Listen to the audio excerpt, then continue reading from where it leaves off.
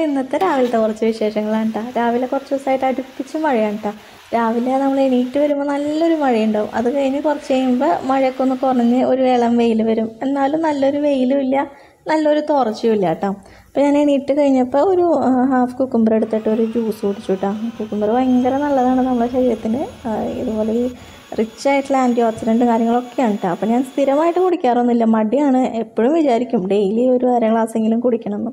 അപ്പോൾ അത് കഴിഞ്ഞതിന് ശേഷം ഞാൻ ക്യാരറ്റും ബീട്രൂട്ടൊക്കെ എടുത്തിട്ട് ഒരു ഉപ്പേരി വയ്ക്കാമെന്ന് വെച്ചു. പിന്നെ ചോറ് വെച്ചു. ക്യാരറ്റ് അധികം ഇല്ല, ഒരു പീസുള്ളൂ. ബീട്രൂട്ടാണ് കൂടുതൽ. പിന്നെ ചോറ് വെച്ചതിന് ശേഷം നമ്മളുടെ രാവിലത്തെ ബാക്കിയുള്ള കാര്യങ്ങളിലോട്ട് കിടന്നു കേട്ടോ. അപ്പോൾ ഇന്ന് മഴയായതുകൊണ്ട് തന്നെ നമ്മൾ കല്ലിലിട്ട് അലക്കിയിട്ട് ഉണങ്ങാൻ ഭയങ്കര ബുദ്ധിമുട്ട് കേട്ടോ. അപ്പോൾ അത് കാരണം ഞാൻ വാഷിംഗ് മെഷീനിൽ ഇടാമെന്നാണ് വിചാരിച്ചത്. അപ്പോൾ ഈ ഒരു ബാസ്ക്കറ്റ് ഞാൻ മസ്കറ്റിൽ നിന്ന് വാങ്ങിയത് കേട്ടോ. മസ്കറ്റിൽ നിന്ന് വാങ്ങിയിട്ട് ഇങ്ങോട്ട് വന്നപ്പോൾ കൊണ്ടുവന്നു. നല്ലൊരു ബാസ്ക്കറ്റാണ് കേട്ടോ. ഒരു 800 രൂപയാണ് നാട്ടിയത്ത് ഇതിന് വരുന്നത്. ശരിക്കും വർത്ത്ഫുള്ളാണ്, കാരണം നല്ല കട്ടിയുണ്ട്.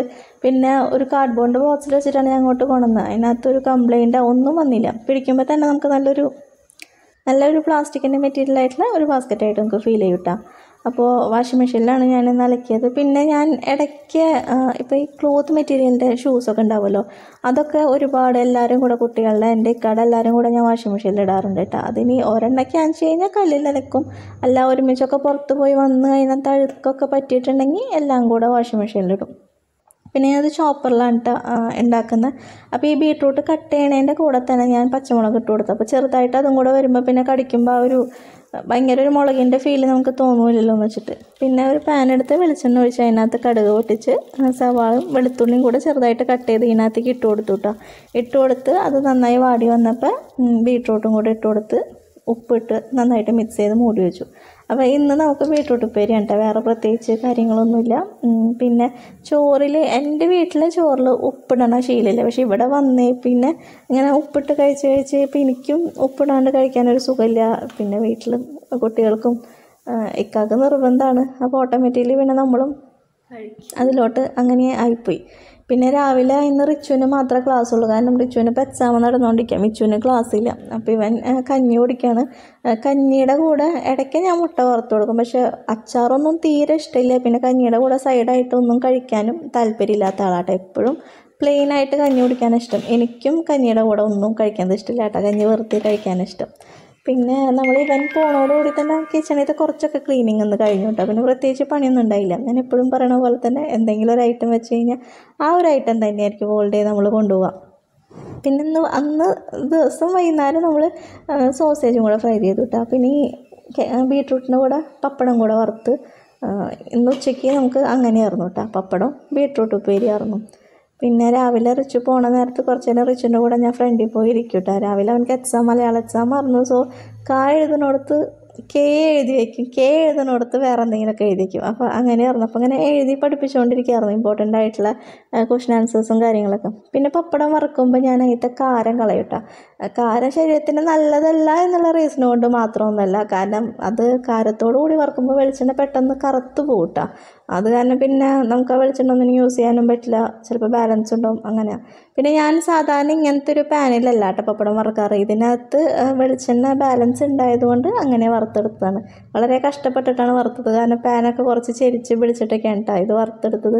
നോർമലി കുണ്ടുള്ള ഒരു കുഴിയിലാണ് കേട്ടോ, കുഴിയുള്ള പാത്രത്തിലാണ് ഞാൻ വറുത്തെടുക്കാറ്. അപ്പോൾ ഇത് ഒരു ബോക്സിലാക്കി ഞാൻ കൊണ്ടുവയ്ക്കാൻ നോക്കിയപ്പോൾ മിച്ചു എണീറ്റ് വന്നിട്ടുണ്ട്. മിച്ചു ടെടിക്ക് ജീരക മിഠായി കൊടുത്തുകൊണ്ടിരിക്കുക.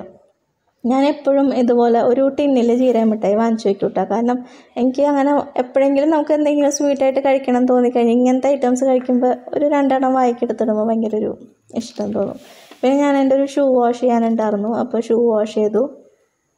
പിന്നെ അത് കഴിഞ്ഞപ്പോൾ കിച്ചണിലത്തെ ടൗല് വാഷ് ചെയ്യാനുണ്ടായിട്ട് കിച്ചണിലത്തെ ടൗല് ഞാൻ ഒന്നരാടെന്ന് പറയുന്ന പോലെ വാഷ് ചെയ്യും. അത് കല്ലിൽ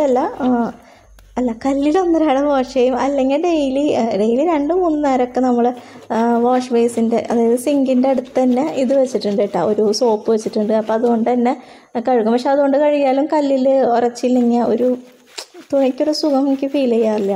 ഞാൻ ഇങ്ങനത്തെ ഒരു ഇതാണ് കേട്ടോ സോപ്പ് വയ്ക്കാനായിട്ട്, ട്രേ ആയിട്ട് സോപ്പ് വയ്ക്കാൻ വാങ്ങിച്ചിരിക്കുന്നത്. നല്ലതാണ്, കാരണം സോപ്പ് നമ്മൾ വാഷ് ചെയ്തിട്ട് വയ്ക്കുമ്പോൾ നേരെ ആ സിങ്കിലോട്ട് ആ വെള്ളം അങ്ങനെ വീണ് പോകട്ടാ. അപ്പോൾ വേറെ വൃത്തികേടൊന്നും ആവില്ല. എനിക്കത് ഇഷ്ടമായിട്ട് ഞാൻ ഫ്ലിപ്കാർട്ടിൽ നിന്ന് മേടിച്ചതാണ്. പിന്നെ അതിന് ശേഷം കിച്ചൺ ക്ലീൻ ചെയ്തു, തുടയ്ക്കലൊക്കെ കഴിഞ്ഞു. തലേന്ന് രാത്രി അകമൊക്കെ അടിച്ചു വാരി തുടച്ച കാരണം പിന്നെ ഉള്ളിലോട്ട് അങ്ങനത്തെ ക്ലീനിങ് പരിപാടികളൊന്നും ഇല്ല കേട്ടോ. പിന്നെ എനിക്ക് ഇച്ചിരി ഫ്രഞ്ച് ഫ്രൈസ് വേണമെന്ന് പറഞ്ഞപ്പോൾ അത് ഉണ്ടാക്കി കൊടുത്ത്. പിന്നെ ഞാൻ അതിൻ്റെ തലേന്ന് മറ്റേ ഫ്രൈഡ് ചിക്കൻ വാങ്ങിച്ചപ്പോൾ ഇത് കിട്ടിയിട്ടുണ്ടായിരുന്നു, സോസ്. ആ സോസാണ് കേട്ടോ അവനെടുത്ത്. പിന്നെ തുണിയൊക്കെ ഉണങ്ങിയിട്ടുണ്ടായി, അതൊക്കെ വിരിച്ചിട്ടു. പിന്നെ കുറച്ച് തുണികൾ ഉണ്ടായിരുന്നു മടക്കാൻ, അത് മടക്കി വെച്ചു.